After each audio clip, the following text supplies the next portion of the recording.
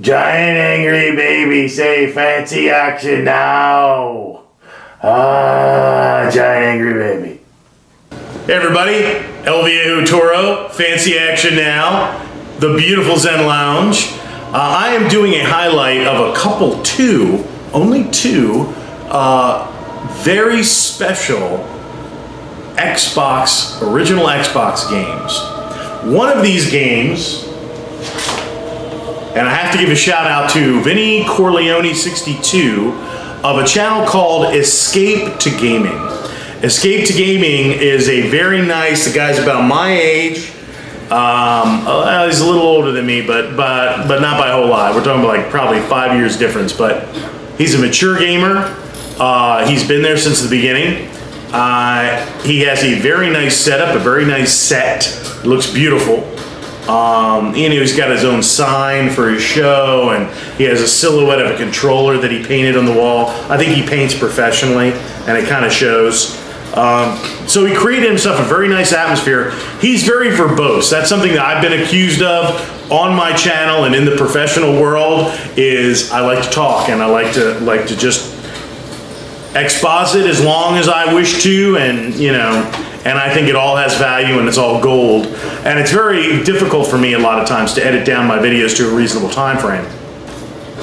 He doesn't care about that. He'll run his show for an hour and a half. He'll do a top 10 in 50 minutes. He did a top 22 and a top 30 original Xbox. That's a big video just in and of itself, unless you're just going, here's this title, here's this title, here's this title, it's good, here's this title, it sucks. Unless you're doing exposition like that, a 30 game list is a long list, and he takes his time. It's like an hour and something, an hour and a half, and they're great. I love watching them. They're very relaxing. What I like about it is he's not a real in-your-face presenter. He's passionate, but he's very calm, and he just kind of, I want to tell you about this game. It's incredibly violent, it's brutal, and there's blood and exploding craniums, and I really enjoyed it. That's a good, that could be a fairly accurate impression. He likes hardcore, he likes visceral games, but he seems like a real laid-back dude. This goes back and kind of plays into my theory that people that game are very laid-back, passive, very, very mild, balanced people for the most part. PewDiePie and Toby notwithstanding, okay? I'm just saying is that a lot of gamers get a lot of aggression out in video games. I mean, when you play video games, if you have a hardcore gaming session, you got a little bit of a sweat going, you got your adrenaline up, and you're like, bah, you got some aggression out. And then when you're done gaming, you're just like, what's going on with the world? And is everything good? Is everything cool? Good, yeah, gardening. You just you're chill because you got your frustration out in a therapeutic way. And sometimes you can't go run 10 laps all the time. Sometimes you got to be at home with your kids or with your spouse. Wouldn't that be nice? Or, you have things to do in the house, but you get time where you can sit down for an hour and, destroy alien scum.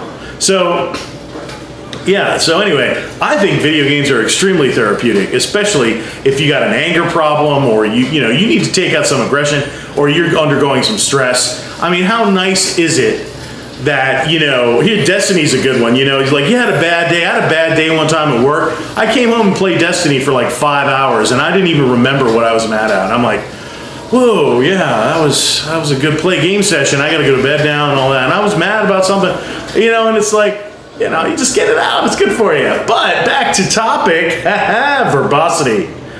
Verbosity. All right. Land of the Dead, Road to Fiddlers Green. It is outstanding. It is a wonderful game. I'm going to turn my light around here so I can get a little bit more joy over here. Yeah. All right, here you go. Road to Fiddlers Green.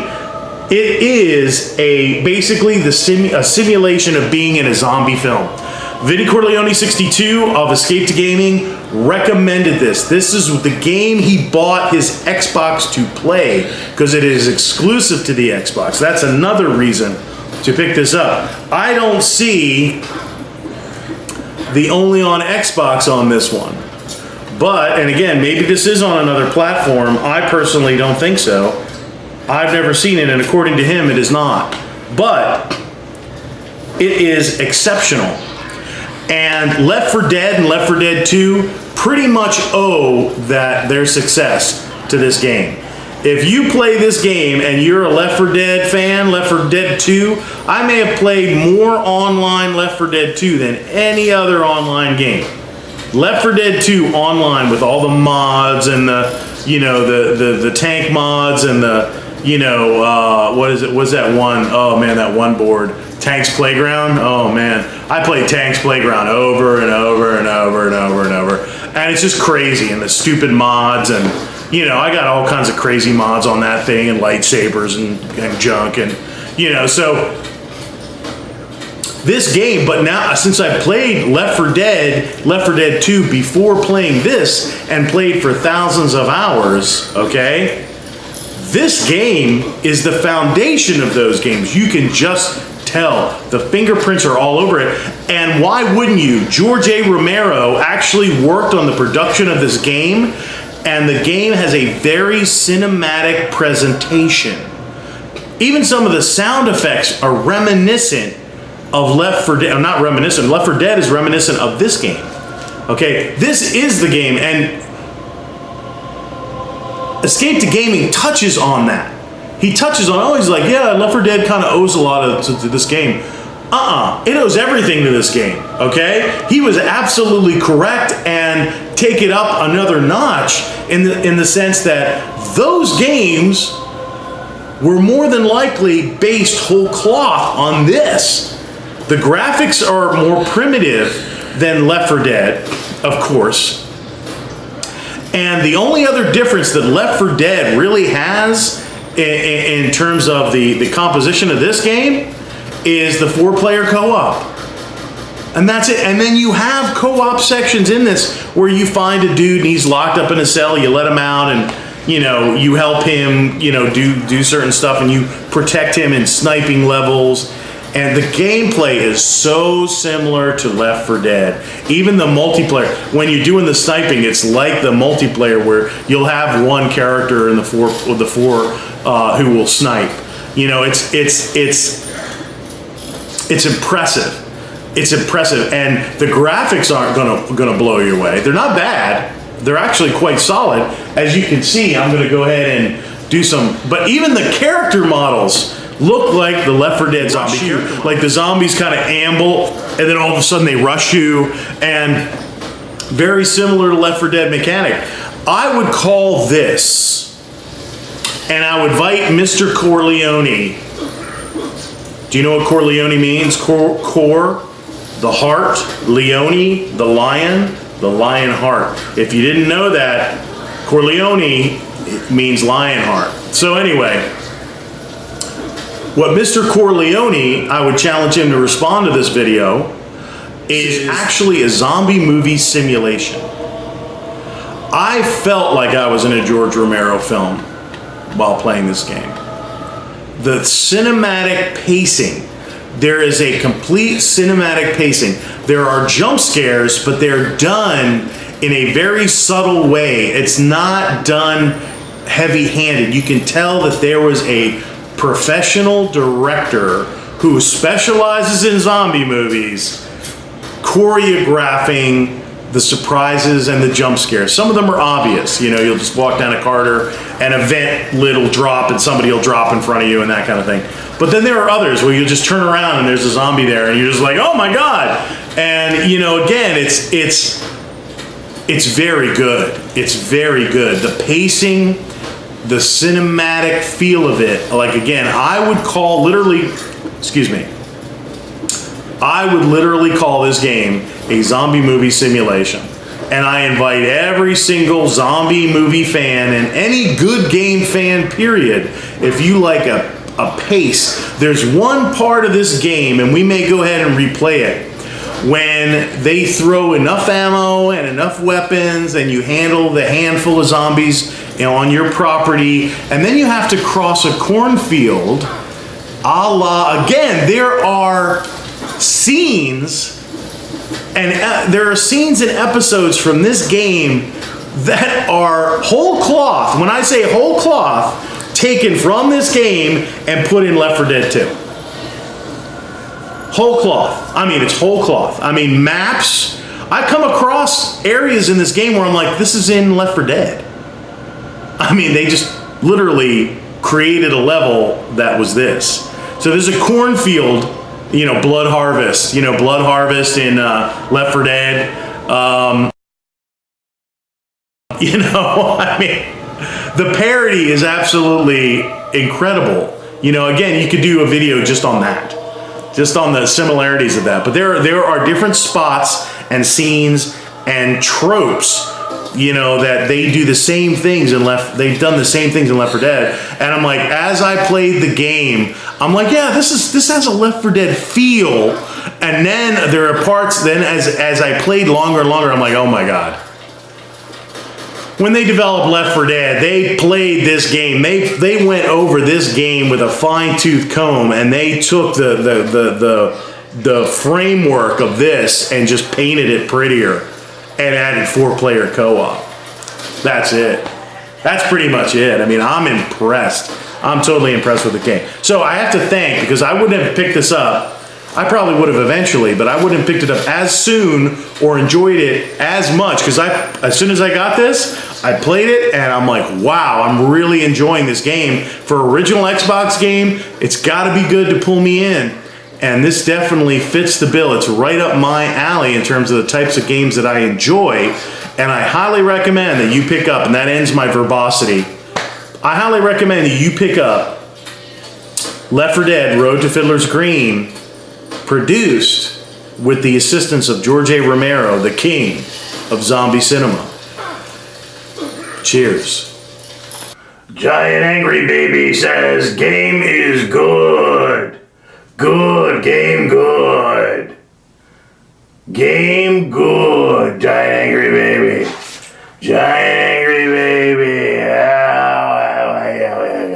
I killed the strangers. It was them or me. Poor devils looked like they fell in a septic tank and festered for a few days. I'd never killed no one before, so I sure was real spooked. I decided to head over to my neighbors across the cornfield. I just didn't feel safe hanging around here all by myself. So he gives you this folksy protagonist, but I mean, he's a nice guy. He's just an average, and that's what they're trying to stress to you here. He's just an average Joe who's thrown into a bad situation. And if you look at my health on the right-hand side, I got beat up a little bit getting here. And that reminds me a lot of, one of the things that won me over is that health mechanic reminds me of Max Payne. And I love Max Payne. I love Max Payne 2. Hello everyone, this is Fancy Action Now, and you're watching the demo roll for Land of the Dead, Road to Fiddlers Green. And this was published by Groove software. And I'm finding on the Xbox that Groove has done some very interesting titles. So we may do a highlight on Groove. I would say a lot of admiration via imitation was done with Left 4 Dead from this. Now the one thing that separates this game is it's based on the John Romero or the George A. Romero film of Land of the Dead, but it also is the one video game, the only video game that George Romero had a hand in the production. It was actually published by Atari and Groove. What I think we're going to do is we'll do a little load the game. Where should we start?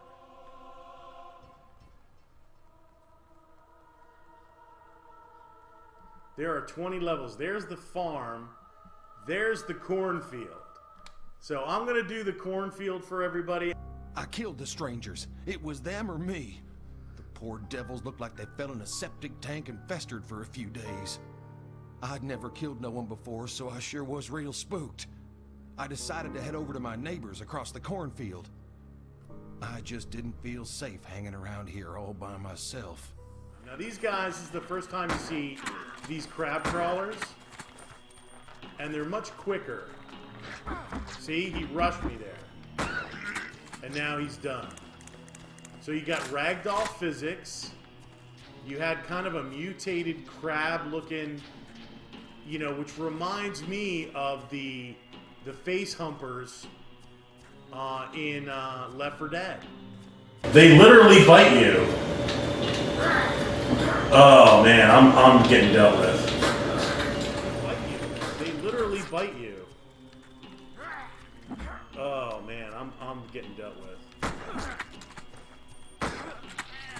Okay. All right. So there you go. I'm almost dead. And more than likely, this guy's gonna get up. No? All right. So they're kind of bleeding me out on the ammo here. Yep. Well, he got up. I'll show you the revolver. So if you do him kind of...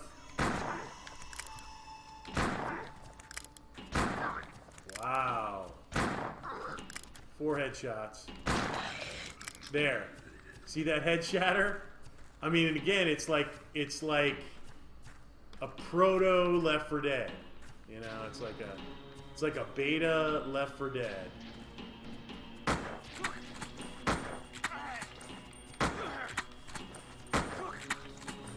So again, you can scoot around them, which you see a lot in zombie flicks. Oh man! All right, we'll go this way. We got 2. Now she just bum rushed, and that came real close to getting me. And I think that's a woman. I'm not quite sure. I think so. And I'm probably destroying the atmosphere here, but you're very much alone, and the music in the background is very atmospheric.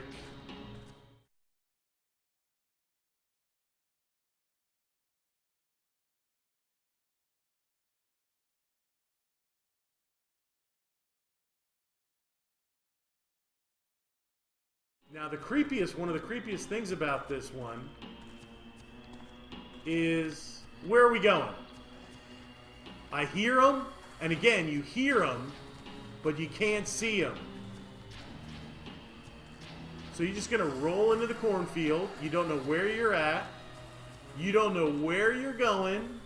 You just hope, and the corn is very tall. Okay, now I see I'm coming out into a structure, a grain elevator. But look, do I want to get trapped in the grain elevator? Man, I've got about enough ammo to take these guys out.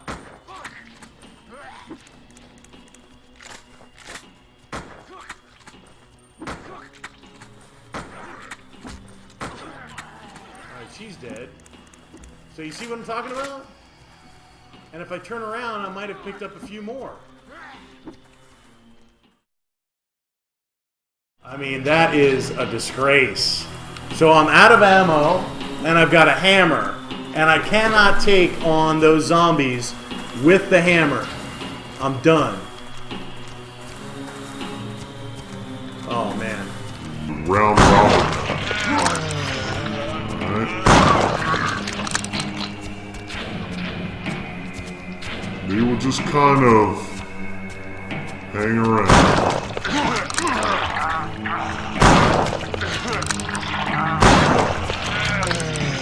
Alright, there's a twitcher. See you're twitching down there? 5, 4, 3, 2, 1. Thanks for the lecture, punk.